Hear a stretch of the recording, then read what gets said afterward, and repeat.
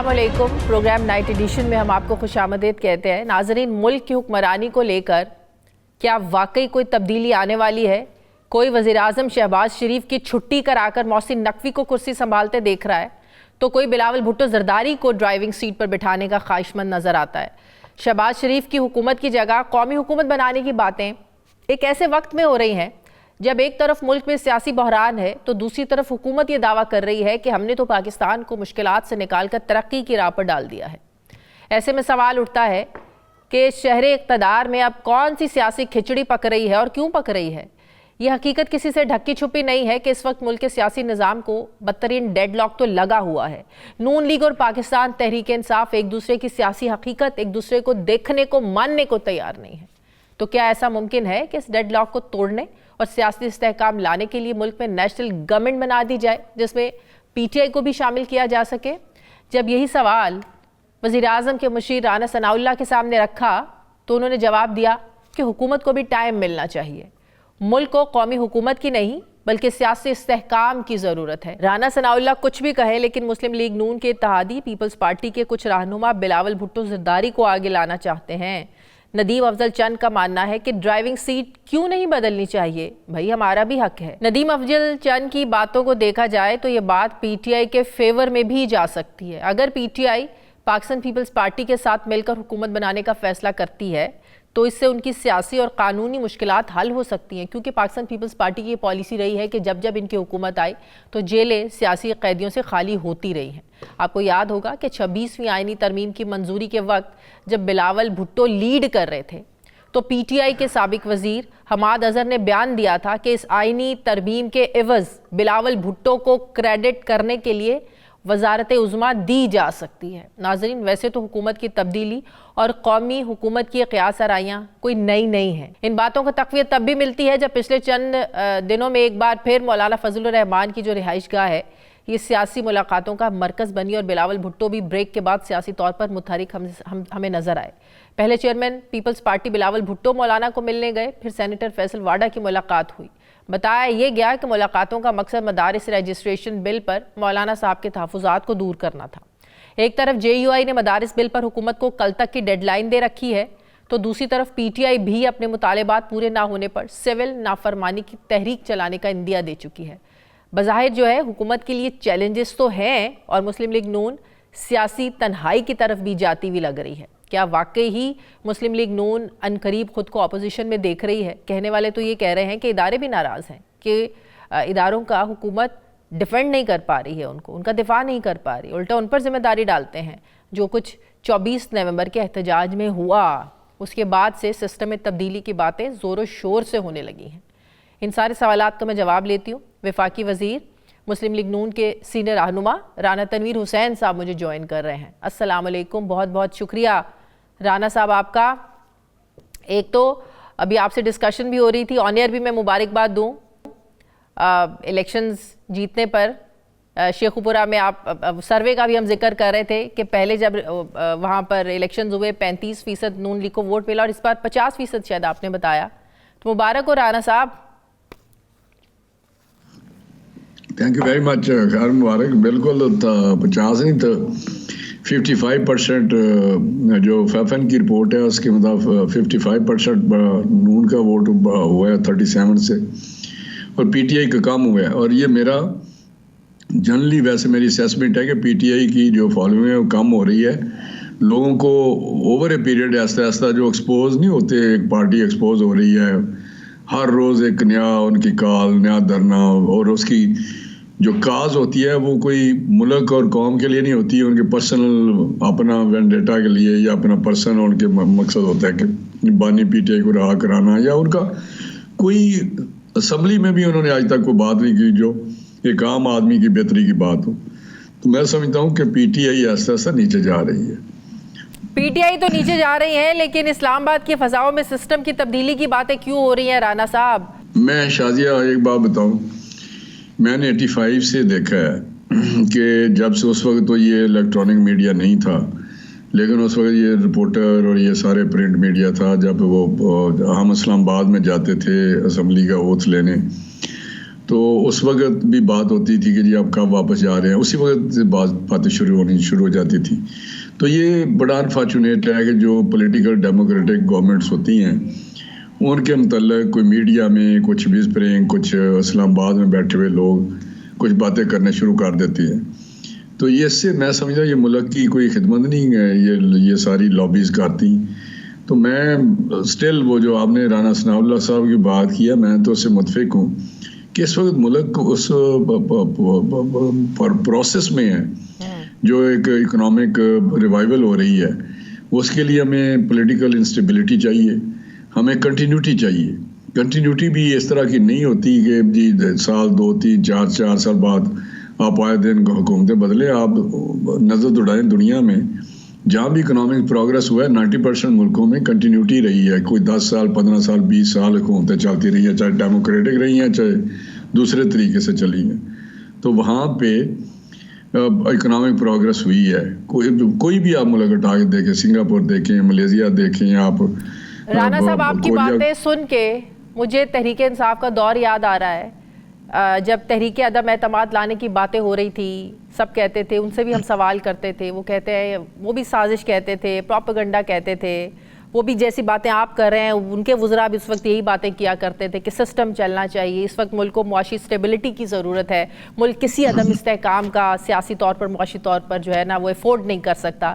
لیکن بعد میں وہ سب کچھ ہوا جو سوال ہم پوچھتے تھے. تو اب بھی کچھ ملتا جلتا ہی لگ رہا ہے. آج آپ اس سیٹ پر بیٹھے وہ باتیں کر رہے ہیں جب 3 سال پہلے 4 سال وہ باتیں کیا کرتے تھے.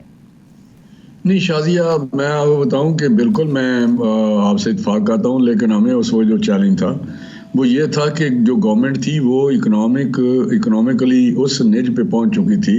ان کی اکنامک پالیسیز کی وجہ سے, ان کی گورننس کی وجہ سے. پنجاب میں بزدار بٹھایا ہوا تھا, ادھر آپ بیٹھے ہوئے تھے, اور جو ہو رہا تھا اگر ایک کانسٹیٹیوشنل طریقے سے اگر اس کو نہ ہٹایا جاتا, جو کہ عدم اعتماد ایک پروین ہے کہ اگر ملک کسی کرائسس میں آ جائے اور اسمبلی سے جو پرائم منسٹر ہے وہ سپورٹ اس کی ختم ہو جائے, ریکوائرڈ جو نمبر ہے, تو وہ اس میں کوئی مذائقہ نہیں ہے. اگر اسمبلی میں اگر ایسی سچویشن آتی ہے, کوئی عدم اعتماد کی تحریک آتی ہے یا کوئی ایسی سچویشن آتی ہے, سو تو گورنمنٹ جو بیٹھی ہوئی ہے, سٹنگ گورنمنٹ, پرائم منسٹر جو اس وقت ہے, وہ رات دن کر کے پہلے جو ڈیفالٹ کا ایک وہ ایجنڈا تھا کہ جی ہم نے یہ مشن پورا کرنا ہے, بچانا ہے ڈیفالٹ سے, 16 مہینوں میں بچایا. اب چیزیں بدل رہی ہیں. نہیں, میں آپ کو بتاؤں کہ پی ٹی آئی کا جو مسئلہ ہے وہ دیکھیں, ہمارا کام ہے کہ جو بھی افینس ہیں ان کے کیسز بنتے ہیں اور وہ عدالتوں میں چلے جاتے ہیں. عدالتیں ان کو ریلیف دے بھی رہی ہیں اور وہ کچھ پہ نہیں بھی ملتی. جو وہ کرتے ہیں, جوڈیشری کا مسئلہ ہے, اس کے بعد آپ کو پتہ ہے کہیں سے ضمانتیں ہو رہی ہیں, کہیں سے ریجیکٹ ہو رہی ہیں. تو میں سمجھتا ہوں یہ باتیں جو ہے ایک پروسیس ہے, جوڈیشل پروسیس ہے, اور اس میں آ کے ان کو ریلیف ملتا ہے تو اس کو کون روک سکتا ہے. تو میں سمجھتا ہوں کہ یہ ایسی مجھے نہیں سمجھ آتی کہ یہ سارا دن کس طرح. ویسے مرچ مسالے کے لیے اچھی بات ہے کہ جی گورنمنٹ آ رہی ہے, جا رہی ہے, فلاں ہو رہا ہے. پرائم منسٹر بہترین یہ گورنمنٹ کام کر رہی ہے. جب اکنامک ریوائول ہو رہی ہے, جب اکانومی تمام اکنامک انڈیکیٹرز بہتر ہیں, گورنمنٹ کے جتنے بھی باہر کے لیکن کہیں نہ کہیں یہ چیزیں چل تو رہی ہیں نا, جو رانا صاحب کو بھی کہنا پڑ گیا بھئی سسٹم چلنے دیں, ابھی کہیں باتیں تو ہو رہی ہیں نا. آپ نے کویسچن کیا, اگر آپ مجھے یہ کہیں کہ یہ باتیں ہو رہی ہیں تو میں تو مجھے نہیں پتا, لیکن میں تو یہ کہوں گا کہ ہاں اگر آپ کو یہ انفارمیشن ہے تو میں تو یہی کہوں گا کہ نہیں, گورنمنٹ چلنی چاہیے اور یہ ڈیموکریٹک پروسیس چلنا چاہیے. پارلیمنٹ ہے. دیکھیں مولانا آپ لوگوں سے ناراض ہو رہے ہیں, پیپلز پارٹی آپ لوگوں سے ناراض ہے, وہ کہتے ہیں نہ عزت ملتی ہے نہ یہاں سیاست ہوتی ہے. مولانا آپ لوگوں سے ناراض ہیں, پیپلز پارٹی سے ناراض ہیں, مطلب کہ سب اچھا تو نہیں چل رہا ہے. اتحادی آپ لوگوں کے ناراض ہیں. شازیہ میں ایک بات بتاؤں, مولانا صاحب تو گورنمنٹ میں نہیں ہے, نہ وہ اتحادی ہیں, لیکن مولانا صاحب کا جو ایشو ہے میں سمجھتا ہوں اس وقت جائز ایشو ہے. جو بل وہ بات کرتے ہیں, وہ بل میں تھا منسٹر ایجوکیشن اس وقت, یہ سارا ہم نے بہت ساری میٹنگز کر کے, اوور اے ڈزن میٹنگز کر کے, مولانا صاحب کے ساتھ ڈائریکٹ میں نے میٹنگز کر کے, سارے جو اسٹیک ہولڈرز ہیں ان کے ساتھ میٹنگ کر کے ایک کنسنسس سے بل ہم نے لائے تھے. اور وہ پارلیمنٹ سے پاس ہوا تھا, نیشنل اسمبلی سے اور سینٹ سے, پریزیڈنٹ کے پاس چلا گیا. آپ اس وقت کے پریزیڈنٹ جو ہیں وہ الوی تھے یا کون تھے، نہیں ہوا، یہ پریزیڈنٹ آ گیا یا ان کے پاس چلا گیا. تو میں سمجھتا ہوں کہ اگر وہ واپس آ گیا ہے یا کوئی ایسا ہوا ہے تو کنسنسس سے پاس ہوا ہے. اگر اس میں کوئی چیز تھی تو بات کر لیتے، کسی کوئی ایسا کوئی ایشو تھا یا پوائنٹ تھا تو بات کر لیتے. 26ویں ترمیم پر یہ ان کو یقین دہانی کروائی گئی تھی کہ اس کی منظوری ہوگی. ابھی یہ ریزالو پھر ہو جائے گا انشاءاللہ، کیونکہ مولانا صاحب یا بیٹھ کے، کیونکہ میں نے میٹنگ کی ہے، مجھے پتہ ہے اس میں سارے جو ان کی تنظیم سی مدارس کی، ان کے سارے منیب الرحمان صاحب تھے، سارے جتنے علماء تھے 12-14 جو انہوں نے کوئی کونسل یا کمیٹی بنائی ہوئی تھی، ان کے ساتھ بڑی بڑی میٹنگ ہوئی تھی. تو میں سمجھتا ہوں کہ اس پہ کوئی اتنے زیادہ پیچھے کوئی ایشو رہ نہیں گیا تھا. اگر کوئی ایک تو پھر کیوں تنگ کیا جا رہا ہے مولانا کو؟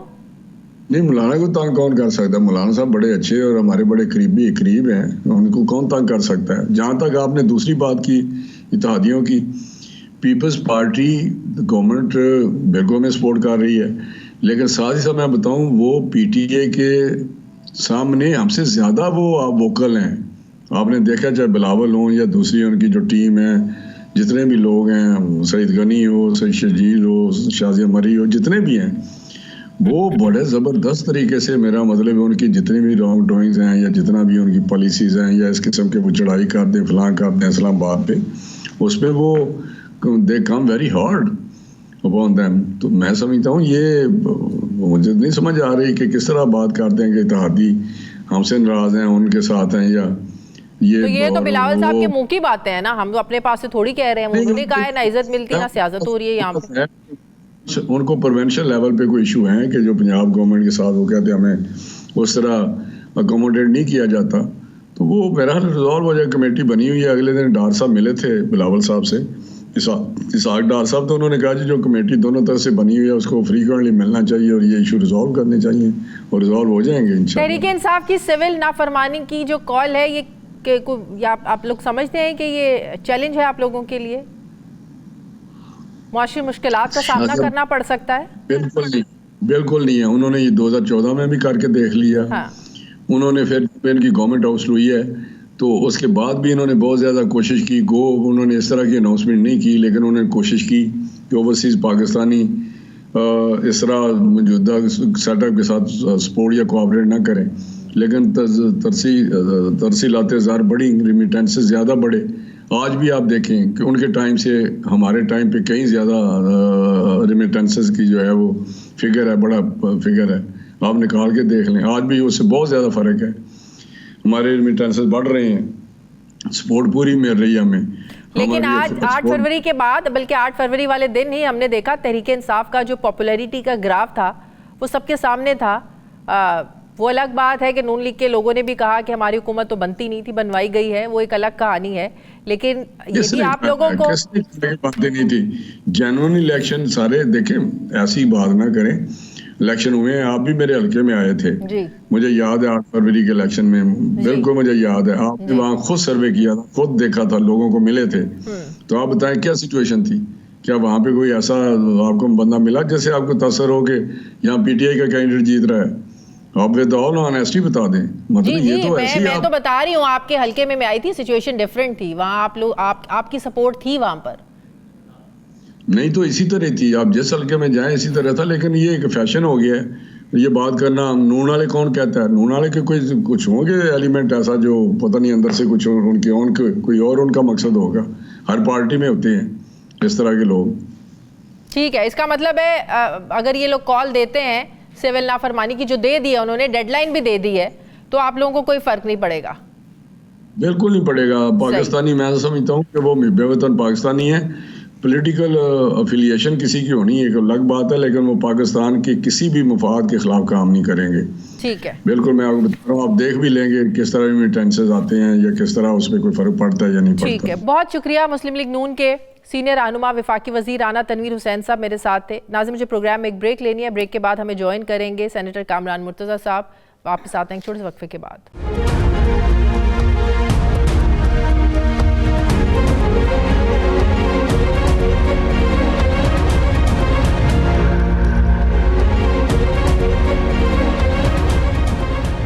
بریک کے بعد ایک بار پھر سے آپ کو خوش آمدید کہتے ہیں. ناظرین، جہاں شہر اقتدار میں حکومت نہ جانے پر، حکومت جانے نہ جانے پر افواہ ساز جو فیکٹریاں ہیں یہ گرم ہیں، وہاں کون مانے گا کہ مولانا فضل الرحمان کے گھر میں مدارس کی رجسٹریشن کا جو تنازع کھڑا ہے اس پر ملاقاتیں ہو رہی ہیں۔ وزیر اعظم کا فون آنا اور ان کے مشیر رانا ثناء اللہ کا مولانا کو مدارس کے ایشو پر منانا یہ تو مانا جا سکتا ہے، لیکن کون مانے گا کہ سینیٹر فیصل واڈا جیسی شخصیت جنہیں موجودہ نظام کے اسٹیبلشمنٹ کے قریب دیکھا جاتا ہے، سمجھا جاتا ہے، وہ مدارس پر بات کرنے گئے ہوں گے؟ کون مانے گا کہ بلاول بھٹو جیسی شخصیت جن سے حکومت ہے لیکن حکومت ان سے نہیں، وہ مدارس پر ڈسکشن کے لیے گئے ہوں گے؟ ناظرین، جے یو آئی سربراہ مولانا فضل الرحمان صاحب واضح الفاظ میں یہ کہتے آئے ہیں کہ حکومت غیر آئینی ہے، غیر قانونی ہے اور اسے فوراً سٹیپ ڈاؤن کر کے الیکشن کی طرف جانا چاہیے۔ یہ بات بڑی دفعہ مولانا صاحب کر چکے ہیں۔ تو کیا ایسا تو نہیں کہ مدارس کی رجسٹریشن کے ایشو کی آڑ میں حکومت کے خاتمے کی ڈسکشن چل رہی ہے؟ بہرحال مدارس کی رجسٹریشن کو بھی مولانا فضل الرحمان اتنا ہلکا تو نہیں لے رہے، وہ ہر صورت مدارس رجسٹریشن بل کی منظوری چاہتے ہیں۔ آج بھی مولانا فضل الرحمان نے نوشہرہ میں جب جلسہ کیا اسے خطاب میں کہا کہ ہم ریاست سے تصادم نہیں چاہتے، بغیر لائسنس والا اسلحہ زیادہ خطرناک ہوتا ہے۔ کیا کہا انہوں نے، ذرا دیکھیے۔ ہم تو مدارس کو مین سٹریم میں لانا چاہتے ہیں لیکن ریاست سے تصادم نہیں چاہتے۔ ہم کہتے ہیں ہمارے رجسٹریشن کراؤ، بندوق ہے، جب اس کا لائسنس ہوگا تو پھر اس کے نقصانات کا پہلو بہت مختصر ہو جاتا ہے، اور اگر بغیر لائسنس کے اسلحہ ہو تو خطرات کا پہلو زیادہ غالب ہو جاتا ہے۔ ناظرین، مدارس رجسٹریشن بل کی منظوری کی صورت میں مدارس کو ایجوکیشن سسٹم کا حصہ بنانا پڑے گا اور مدارس کو اپنی رجسٹریشن اور اکاؤنٹ کھلوانے کی سہولت ہوگی۔ جے یو آئی کا یہ موقف ہے کہ حکومت نے 26ویں آئینی ترمیم میں ساتھ دینے پر مدارس رجسٹریشن بل کو منظور کرنے کی یقین دہانی کروائی تھی، اور 20 اکتوبر کو قومی اسمبلی اور سینٹ سے منظور ہونے کے باوجود صدر مملکت ان کی طرف سے اس پر دستخط نہیں کیے جا رہے۔ گزشتہ روز بھی مولانا فضل الرحمان نے ثوابی جلسے میں کہا تھا کہ ایک شخص جو بل کے ڈرافٹ بنانے میں شریک رہا، آج اس کو اعتراضات ہیں۔ اس سے بددیانتی نہ کہا جائے تو کیا نام دیں؟ تو سوال یہ ہے کہ دونوں ایوانوں سے جب منظور ہو چکا بل، اس کے باوجود صدر مملکت کی طرف سے اس بل پر دستخط کیوں نہیں کیے جا رہے ہیں؟ سوال یہ بھی اٹھتا ہے کہ کیا مولانا کے ساتھ ہونے والی ملاقاتوں میں مدارس کی رجسٹریشن ہی ڈسکس ہو رہی ہے یا پیچھے معاملہ کچھ اور بھی ہے؟ اسی پر میں بات کروں گی۔ جے یو آئی کے سینئر رہنما ہے سینیٹر کامران مرتضیٰ صاحب۔ السلام علیکم، بہت بہت شکریہ کامران صاحب، آپ نے وقت دیا۔ کامران صاحب، حیرانگی کی بات تو یہ ہے کہ جب دونوں ایوانوں سے بل منظور ہو چکا، اور ظاہر ہے جنہوں نے منظور کیا پیپلز پارٹی ظاہر ہے ان کا حصہ تھی، اور صدر مملکت بھی ظاہر ہے اسی جماعت کے ہیں، اسی پارٹی کے ہیں، تو پھر یہ رکاوٹ کیوں بن رہی ہے؟ کون اس میں جو ہے وہ مسائل کھڑے کر رہا ہے؟ گو کہ صدر مملکت پیپلز پارٹی کا حصہ ہیں یا رہے تھے یا رہے ہیں، مگر بہرحال وہ ریاست کی نمائندگی کرتے ہیں، اور یہاں پیپلز پارٹی نے ووٹ کیا ہے اس بل کو، نون لیگ نے ووٹ کیا ہے اس بل کو، بلکہ سرکار کے بل کے طور پہ ہماری خواہش تھی کہ یہ پرائیویٹ ممبر بل کے طور پہ نہ آئے، سرکاری بل کے طور پہ آئے، اور سرکاری بل کے طور پہ آئے، اور ہم نے بھی ووٹ کیا اس کو۔ ظاہر ہے ہم تو اس کے جو ہے نا خواہش مند تھے۔ اور ایک عجیب ترین بات یہ ہے کہ آج تک مدارس کسی قانون کے بغیر چل رہے ہیں جن کو ہم رجسٹر کروانا چاہ رہے ہیں۔ ہم کہہ رہے ہیں کہ ان کو قانون کے نیٹ میں لایا جائے۔ آپ کو میری آمدن کا پتہ ہونا چاہیے کہ مجھے کس نے میرے مدرسے کے لیے کنٹریبیوٹ کیا ہے، اور وہ پیسے میں نے کہاں کہاں خرچ کیے ہیں، اور اس کے لیے میں والنٹیئر کر رہا ہوں۔ اور اس میں کسی ایک مسلک کی بات نہیں ہے، پاکستان کے جو تمام مسلمانوں کے مسالک ہیں ان سب کی بات ہے۔ آپ کہتے ہیں کہ نہیں جی یہ رجسٹریشن جو ہے یہ قانون جو ہے باوجود اس کے کہ پارلیمان نے پاس کر دیا، بلکہ اس سے پہلے بھی ایک اٹیمپٹ ہو چکی ہے اور اس کو بھی ناکام بنایا گیا تھا، اب یہ سیکنڈ اٹیمپٹ ہے جس کو ناکام بنانے کی کوشش کی گئی ہے۔ اور اس میں ایسے اعتراضات، بلکہ ایک مزے کی بات یہ ہے کہ ایک دفعہ اعتراض لگا کرتا ہے کسی چیز پہ بھی، بھلے اس کی تعداد 1 میں ہو یا 100 میں ہو، 20 میل میں اعتراضات نہیں ہوتے۔ اس بل پہ ایک اعتراض پہلے لگا ایک دو دن شروع کے دنوں میں، اور وہ اعتراض جو ہے وہ ریموو کر دیا گیا. جب وہ اعتراض ریموو ہو گیا تو اس کے بعد یہ 10 دن کا وقفہ بھی گزر گیا تھا. یہ 20 اکتوبر کو یہ واقعہ ہوا تھا جب 20 اور 21 کی درمیانی شب میں یہ سارا کچھ منظور ہوا ہے. اور دن جو ہے اس کے بعد زیادہ سے زیادہ 10 دن ہوتے ہیں صدر کے پاس. 31 اکتوبر تک صورتحال واضح ہو جانی چاہیے تھی، اور واضح ہو بھی گئی تھی کہ ایک اعتراض آپ نے لگایا، وہ ریموو ہو گیا، بات ختم ہو گئی. اب آگے جب بلاول آئے ہیں اور اس کے بعد آنے کے بعد جو ہے نا وہ کہا گیا، اس سے اگلے دن یہ خبر لیک کر دی گئی کہ صدر صاحب نے واپس کر دیا ہے، اور اب بلاول بھی کچھ نہیں کر سکیں گے. تو بلاول بھی کچھ نہیں کر سکیں گے. مجھے بڑا عجیب سا لگا خبر پڑھ کے، اور مجھے لوگوں نے اس کو بار بار جو ہے نا اس کو تو اس کے بعد بلاول صاحب سے کوئی رابطہ نہیں کیا JUI نے کہ آپ تو اس کے منظور کروانے والوں میں سے ہیں، کرنے والوں میں سے ہیں، اب آپ بھی کچھ نہیں کر پائیں گے؟ دوبارہ کوئی رابطہ نہیں ہوا؟ کل میری مرتضیٰ وہاب سے بات ہوئی ہے، میں اور وہ رابطے میں تھے. بلکہ وہ جو صدر صاحب کے اعتراضات جو اب آئے ہیں وہ میں نے ان کو بھجوا دیے تھے. انہوں نے کہا تھا کہ اس پہ ڈیٹ تو، مگر بھجوانے والے نے جو نا وہ ڈیٹ اور ان کی سگنیچرز کاٹ لیے تھے، تو ڈیٹ جو ہے نا پتہ نہیں چل رہی ہے کہ ڈیٹ کس ڈیٹ کو انہوں نے کیا ہے، یا بیک ڈیٹ میں یہ سارا کچھ ہوا. مگر ہوا تو یہ سارا کچھ جتنی ایکسرسائز ہوئی ہے یہ 2 دن میں ہوئی ہے، اگر ڈیٹ اس پہ کوئی بھی ڈالی گئی ہو. تو وہ بلاول کے آنے کے ساتھ ہی ہوئی ہے یہ ساری. اب اعتراضات کیا اٹھا رہے ہیں؟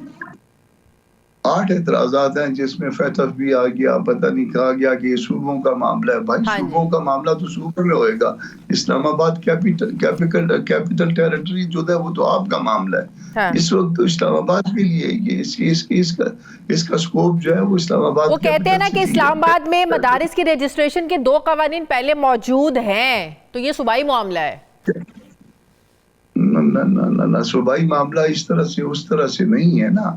یہ ناٹ وتھسٹینڈنگ اینی ادر لا ہے، یہ ان سے قطع نظر ہے. کوئی ملی بھگت سے یہ اس کو روکا جا رہا ہے؟ آپ لوگ سمجھتے ہیں نون لیگ پیپلز پارٹی ملے ہوئے آپس میں؟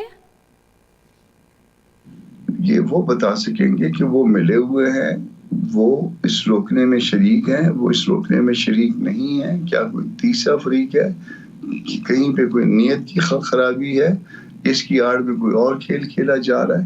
وہ دونوں پارٹیاں بہتر بتا سکیں گی. ہمارے ساتھ ایک کمٹمنٹ ہوئی تھی، ہمارے ساتھ ایک کمٹمنٹ میں 26 امینڈمنٹ میں ہم نے جتنا ڈائلیوٹ کروانا تھا ہم نے کروایا.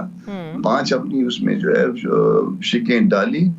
ایک قانون یہ تھا، یہ الگ ہے اس سے، یہ سمپل عام قانون تھا. ایک اس کے ساتھ اسلام آباد میں وقف املاک کا معاملہ تھا.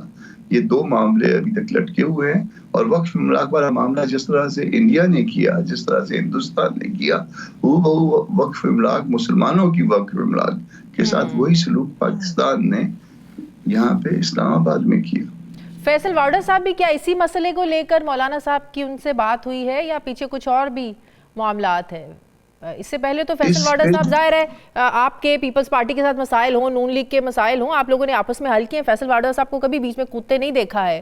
یہ پہلی دفعہ ایسے ہوا ہے کہ وہ اس مسئلے کو لے کر بیچ میں پڑ رہے ہیں. تو سب کو یہ بھی پتا ہے کہ وہ کس کے قریب ہے. تو آپ کو یہی بات ہوئی ہے، اس کے علاوہ بھی کچھ ڈسکشن ہوئی ان کے ساتھ؟ والا صاحب میرے کولیگ بھی ہیں سینٹ میں اور دوستی بھی ہے.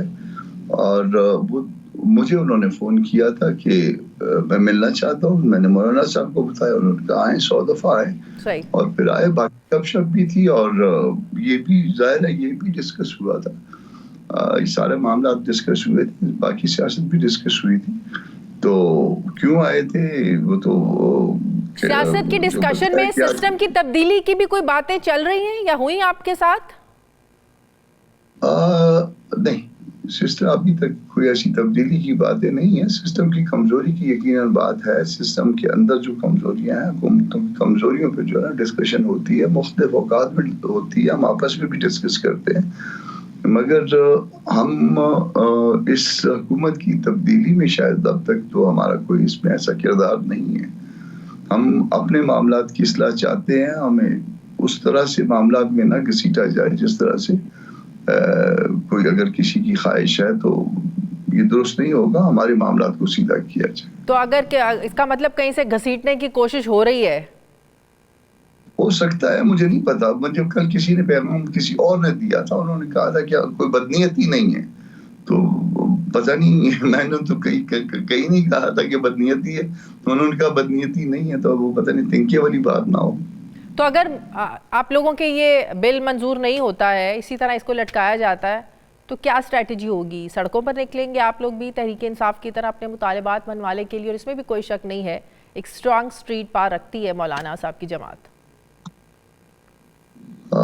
اس میں کل تک شاید فیصلہ ہو جائے گا. درمیان میں صرف ایک ڈیولپمنٹ ہے جو مجھے جس ڈیولپمنٹ کی مطلب تفصیلات یا جزیات کا پتہ نہیں ہے، وہ مولانا صاحب سے ٹیلی فونک رابطہ ہے پرائم منسٹر صاحب کا.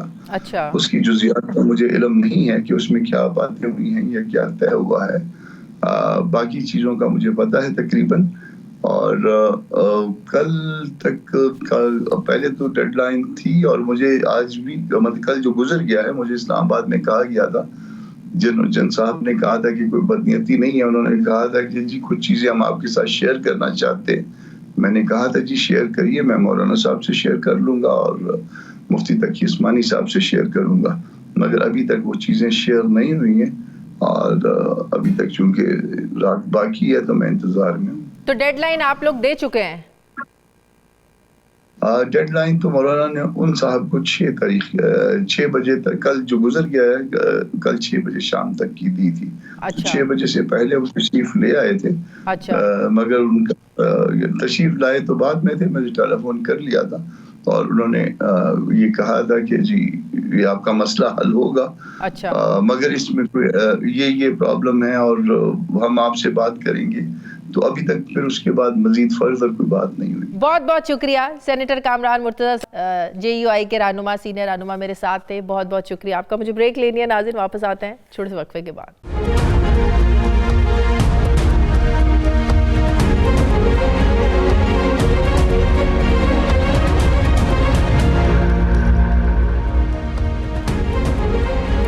بریک کے بعد ایک بار پھر سے آپ کو خوش آمدید کہتے ہیں. ناظرین، ویسے تو پاکستان میں کبھی بھی مکمل طور پر تو سیاسی استحکام نہیں آیا، لیکن پچھلے کچھ سالوں سے سیاسی بحران ہر گزرتے دن کے ساتھ معاشی بحران کی وجہ بنتا جا رہا ہے.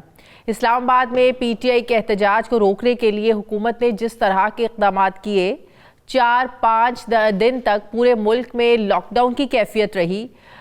اس سیاسی لڑائی میں کوئی جیتے یا ہارے، لیکن یہ بات حقیقت ہے کہ اس سیاسی عدم استحکام کی پاکستان کو بھاری معاشی قیمت ادا کرنا پڑتی ہے. وزارت خزانہ کا خود یہ ماننا ہے کہ جب ملک بند ہوتا ہے تو ملک کو روزانہ 190 ارب روپے کا نقصان ہوتا ہے. تو ہمارا سوال یہ ہے کہ ملک کو بند کون کرتا ہے، PTI یا حکومت؟ تو اس کا جواب یقیناً ہے کہ حکومت تو خود ملک بند کرتی ہے.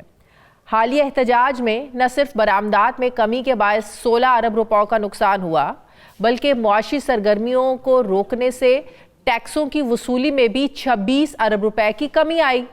حکومت دوسری طرف ڈیجیٹل انقلاب کی باتیں تو بڑی بڑی کرتی ہے، لیکن پچھلے کچھ عرصے میں سیکیورٹی کے نام پر پاکستانیوں کو کبھی انٹرنیٹ کی بندش تو کبھی سلو انٹرنیٹ کا سامنا کرنا پڑا. آج تک ہم سب سامنا کر رہے ہیں. انٹرنیٹ کی سپیڈ ابھی بھی ٹھیک نہیں ہے. IT انڈسٹری کے مطابق جب صرف 1 گھنٹہ انٹرنیٹ بند ہوتا ہے، 1 گھنٹہ، تو اس سے انڈسٹری کو $9,10,000 کا نقصان ہوتا ہے. یعنی پاکستان میں سیاسی عدم استحکام جو ہے یہ معیشت پر ایک بوجھ بن چکا ہے. لیکن حکومت کم ہوتی مہنگائی اور سٹاک مارکیٹ میں ریکارڈ تیزی کو جواز بناتی ہے اور کہتی ہے کہ ملکی معیشت میں تیزی سے بہتری آ رہی ہے. سوال یہ ہے کہ سیاسی عدم استحکام کی موجودگی میں حکومت کے معاشی ترقی کے دعوے کتنے درست ہیں؟ کیا سٹاک مارکیٹ کا 100 انڈیکس کا 1 لاکھ کی حد عبور کرنا، کیا یہ اس بات کی علامت ہے کہ مقامی اور بین الاقوامی سرمایہ کاروں کا اعتماد بحال ہو گیا ہے؟ کیا فورن انویسٹر یہاں پر انویسٹ کرنے کے لیے واقعی راضی ہے؟ کیا یہاں پر انویسٹمنٹ ہو رہی ہے؟ سوال یہ بھی ہے کہ مہنگائی کا ایک بار پھر سنگل ڈیجٹ میں آنا کیا واقعی معاشی محاذ پر موجودہ حکومت کی کارکردگی کا ثبوت ہے؟ کیا اعداد و شمار میں مہنگائی کی شرح میں کمی کے اثرات عام آدمی تک پہنچ بھی پا رہے ہیں کہ نہیں پہنچ پا رہے ہیں؟ اس پر میں بات کروں گی. مجھے جوائن کر رہے ہیں ماہر معاشیات ڈاکٹر حفیظ پاشا صاحب. السلام علیکم. بہت بہت شکریہ ڈاکٹر صاحب آپ کا. ڈاکٹر صاحب، ہم ہمیشہ بات کرتے ہیں کہ جب تک ملک میں سیاسی سٹیبلٹی نہیں آئے گی معاشی استحکام نہیں آ سکتا. اس حقیقت کو آپ بھی مانتے ہیں, ہم سب لوگ بھی مانتے ہیں, لیکن پچھلے کچھ عرصے سے ہم دیکھ رہے ہیں کہ ملک میں ایک لاک ڈاؤن کی کیفیت رہتی ہے. ہر مہینے بعد پی ٹی آئی احتجاج کی کال صرف دیتی ہے تو حکومت 4 دن پہلے پورے ملک کو بند کرنا شروع کر دیتی ہے. لیکن اس کے باوجود حکومت کا دعوے کرنا کہ معیشت جو ہے وہ درست ڈگر پر چل رہی ہے, اعداد و شمار بڑے زبردست ہیں, کیا آپ اگری کرتے ہیں حکومت کے ان دعووں سے ڈاکٹر صاحب؟ بسم اللہ الرحمن الرحیم. دیکھیے, یہ بات بالکل اللہ کے فضل سے واضح ہے کہ ہمارے یہاں افراط زر کی رفتار میں نمایاں طور پر یقیناً کمی آئی ہے, اور اس وقت افراط زر کی رفتار جو ہے وہ تقریباً 5% تک آ چکی ہے. مگر یہ بات ہمیں احساس کر لینا چاہیے کہ اس کے معنی نہیں ہے کہ قیمتیں کم ہو رہی ہیں.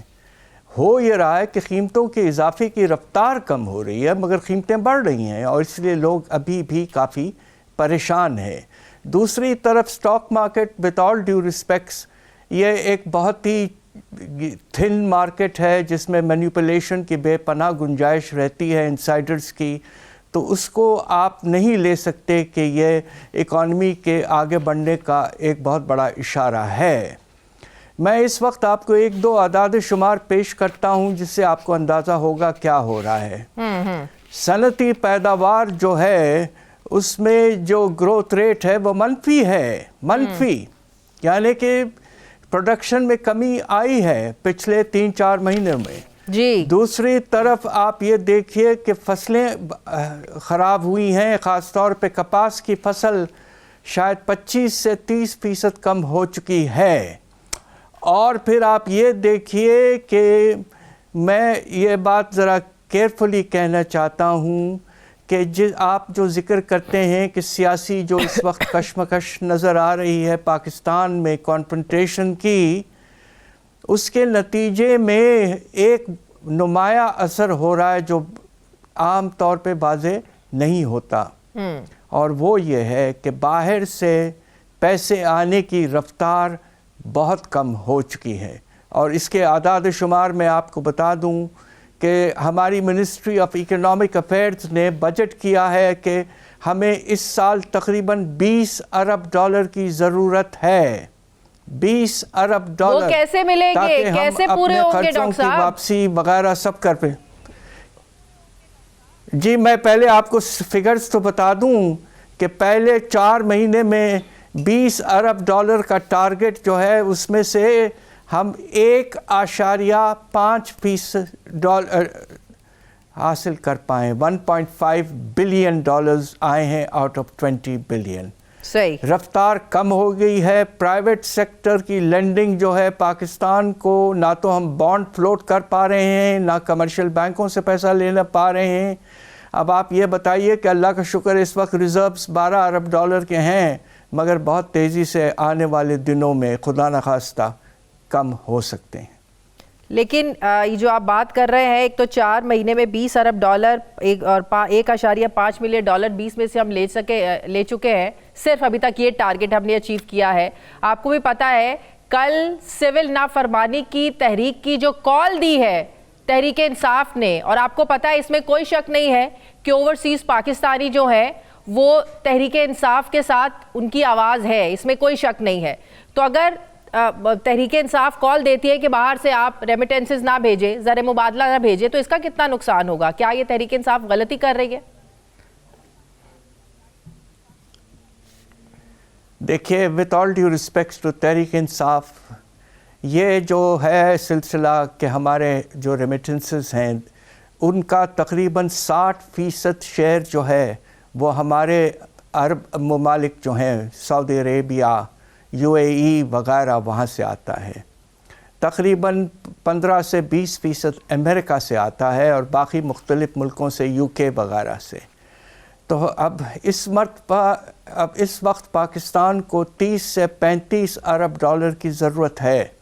اور اچھی خبر یہ ہے کہ پہلے 4 مہینے میں 30 سے 45% اضافہ ہوا ہے ریمیٹنسز میں. یہ بہت پازیٹیو ڈیولپمنٹ تھا, ہم اس بات سے خوش تھے. اور خدا نخواستہ اگر واقعی آپ کہہ رہی ہیں کہ سول ڈس اوبیڈینس کی وجہ سے لوگ ریمیٹنسز بھیجنا کم کر دیں گے تو اس سے بہت نقصان ہوگا. میرا اپنا خیال ہے کہ اس سے اثر نہیں پڑنا چاہیے زیادہ، اس لیے کہ ریمیٹنسز جو لوگ بھیجتے ہیں وہ انویسٹمنٹ کے لیے نہیں ہوتے ہیں، وہ روزانہ کے خرچے ہوتے ہیں جو فیملیز پاکستان میں رہ گئی ہیں. تو لہٰذا وہ خرچے تو انہیں برداشت کرنا ہی ہے. تو امید یہ ہے کہ کوئی خاص نمایاں طور پر کمی نہیں آئے گی even if there is a disobedience campaign. آپ نے بھی کہا کہ پروڈکشن میں کمی ہوئی ہے، اس کی کیا وجہ ہے؟ اب تو لوڈ شیڈنگ بھی نہیں ہے، ابھی تو گیس لوڈ شیڈنگ بھی اس طریقے سے شروع نہیں ہوئی ہے، تو اس کی کیا وجہ ہے کہ برآمدات کا ہدف بھی ہم پورا نہیں کر پائے ہیں؟ حالیہ احتجاج میں حکومت خود کہتی ہے کہ برآمدات میں کمی سے 16 ارب روپے کا نقصان ہوا ہے، تو برآمدات میں کمی کی کیا وجہ ہے؟ دیکھیے بات یہ ہے کہ آپ نے اپنے درآمدات کو فزیکلی کنٹرول کیا ہوا ہے. اسٹیٹ بینک آف پاکستان بڑے سلیقے سے ہمارے درآمدات کو کنٹرول کرتا رہا ہے.